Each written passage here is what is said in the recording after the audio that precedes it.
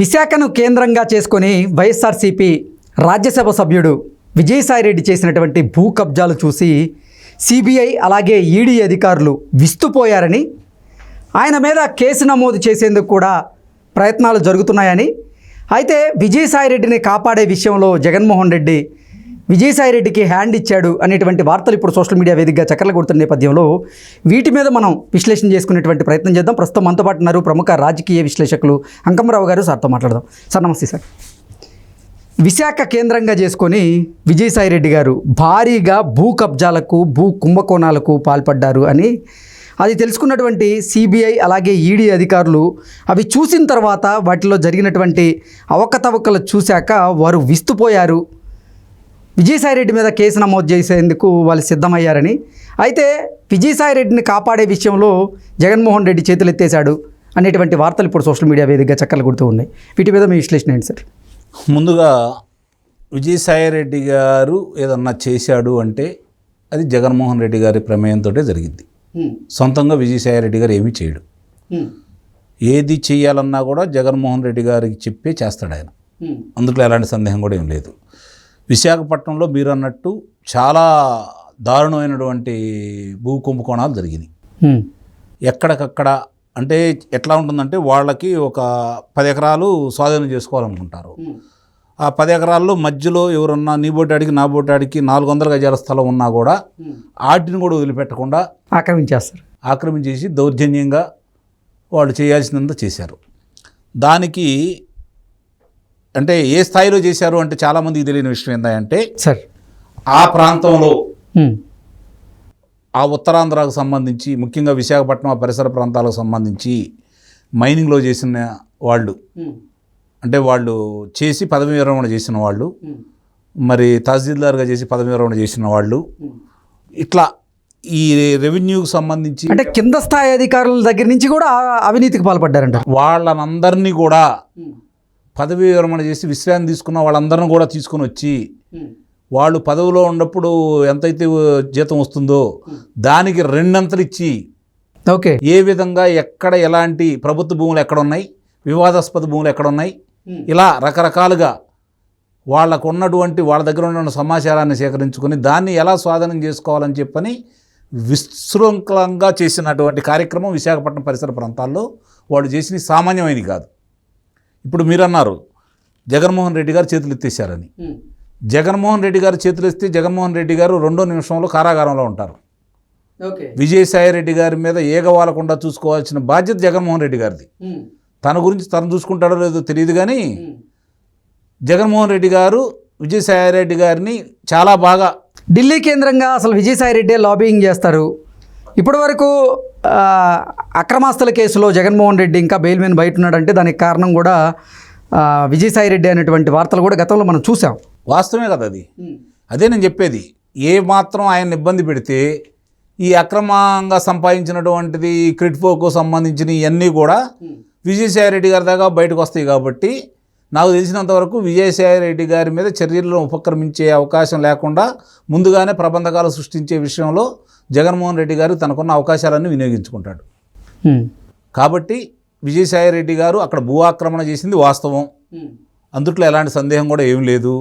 అలాగే పోర్టుల నుంచి విదేశాల నుంచి వచ్చిన డ్రగ్స్ కావచ్చు, లేదా పోర్టుల నుంచి వీళ్ళ దగ్గర వీళ్ళు సంపాదించిన ధనాన్ని విదేశాలకు తరలించే విషయంలో కావచ్చు, లేదంటే విమానాశ్రయంలో ప్రత్యేకంగా విమానంలో వాళ్ళ అల్లుడు బంధువులు వాళ్ళు ఏ విధంగా తరలించిన విధానం కావచ్చు, అక్కడ చేసినవన్నీ కూడా వరుసగా ఒక్కడొక్కటి బయటకు వస్తాయి.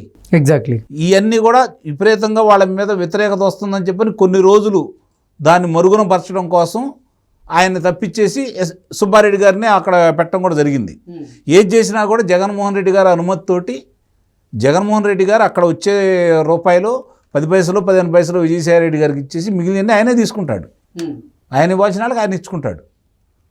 కాబట్టి దానికే ఉపయోగించాడు ఆయన్ని. విశాఖపట్నాన్ని ఎందుకు ఎన్నుకున్నారంటే కారణం కూడా అది. వీళ్ళందరినీ విశ్రాంతి అధికారులందరినీ తీసుకొచ్చేసి వాళ్ళలో ఉన్నటువంటి వాళ్ళకి తెలిసినంత వరకు ఎక్కడెక్కడ వివాదాస్పద భూములు ఉన్నాయి అన్నీ ఉంటాయి కదా, వాటన్నిటిని బయటికి లాగేసి వాటిని స్వాధీనం చేసుకున్నారు వీళ్ళు. రేపు పొద్దున ఈ ప్రభుత్వం వాటినన్నిటిని విడిపించేసి నిజమైన లబ్ధిదారులకు అందజేయాలి. ఏదైనా వివాదాలుంటే సరిచేయాలి.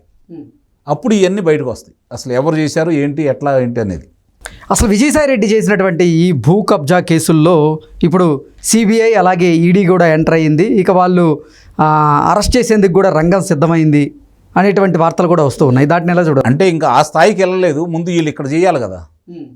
వీటన్నిటి కుంభకోణం. ఇప్పుడు చంద్రబాబు నాయుడు గారు 12వ తారీఖు నాడు ప్రమాణ స్వీకారం చేశారు ముఖ్యమంత్రిగా 4వసారి. ఇవాళ ఎంత తారీఖు?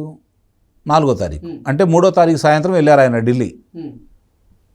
అంటే 21 రోజు ఇక్కడే ఉన్నారు. ప్రధానమంత్రి గారి దగ్గరికి ముందెళ్ళి కలిశారు మిగిలిన వాళ్ళు ఎవరన్నా ఉంటే. ఈయన ఎందుకు వెళ్ళలేదు? ఇక్కడ జరిగిన కుంభకోణాలకు సంబంధించిన అన్నీ చిట్టా పట్టుకొని వెళ్ళాడు ఈరోజు.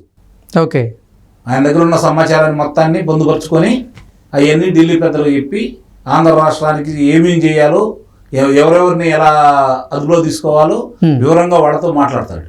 ఇప్పటికే కేంద్రానికి సంబంధించినంత వరకు.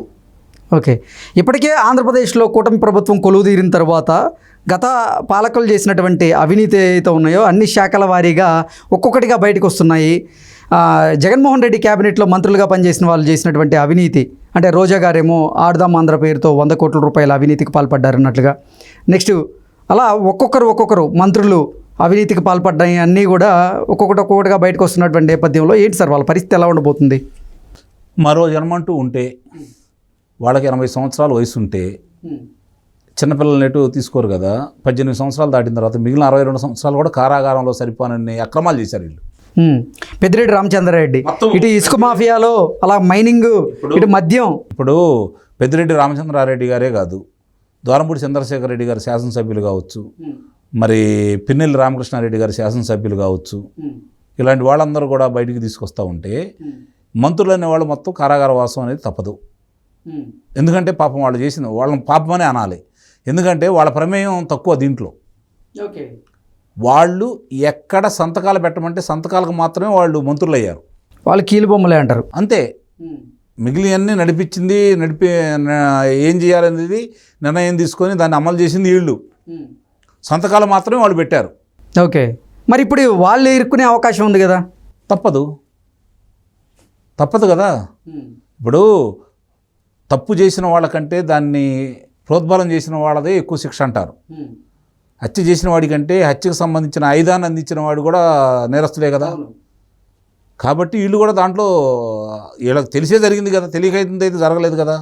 ఒకటి జరగకపోవచ్చు, పెట్టే ముందు ఆలోచించుకోవాల్సి, ఒకటి జరగకపోవచ్చు, ఒకటి తెలియకపోవచ్చు, 2 తెలియకపోవచ్చు. జరుగుతున్న కుంభకోణాలన్నీ తెలిసిన తర్వాత తన ఇంటికి ఎంత రావాలో అంత వస్తున్న తర్వాత ఎక్కడి నుంచి వస్తుందో తెలీదా, ఎవరు పంపిస్తున్నారో తెలీదా?